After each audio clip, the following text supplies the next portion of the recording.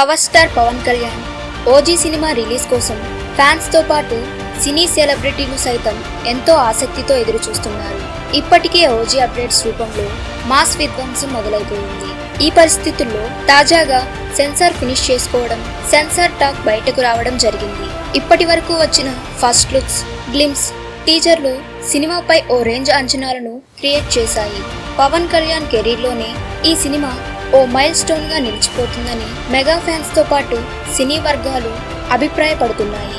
తాజాగా వచ్చిన censor talk ఈ సినిమాపై ఉన్న అంచనాలకు రెక్కలు కట్టింది. ఈ గ్యాంగ్స్టర్ డ్రామాకు సెన్సార్ బోర్డ్ యూఏ సర్టిఫికెట్ జారీ చేసింది. సుజిత్ దర్శకత్వం వహించిన ఈ సినిమాలో Pawan Kalyan action mind blowing అనే టాక్ బయటకొచ్చింది. గతంలో ఎన్నడూ కనిపించని మాస్ అవతార్లో పవన్ కళ్యాణ్ కనిపించబోతున్నారని తెలిసింది.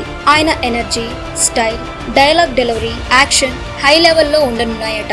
బాలీవుడ్ స్టార్ ఇమ్రాన్ హష్మి ఈ సినిమాలో విలన్ రోల్ పోషిస్తున్న సంగతి తెలిసిందే. పవన్ కళ్యాణ్ రేంజ్ కి తగ్గ విలన్ గా ఇమ్రాన్ పాత్ర ఖచ్చితంగా ఇంపాక్ట్ చేస్తుందని అంటున్నారు.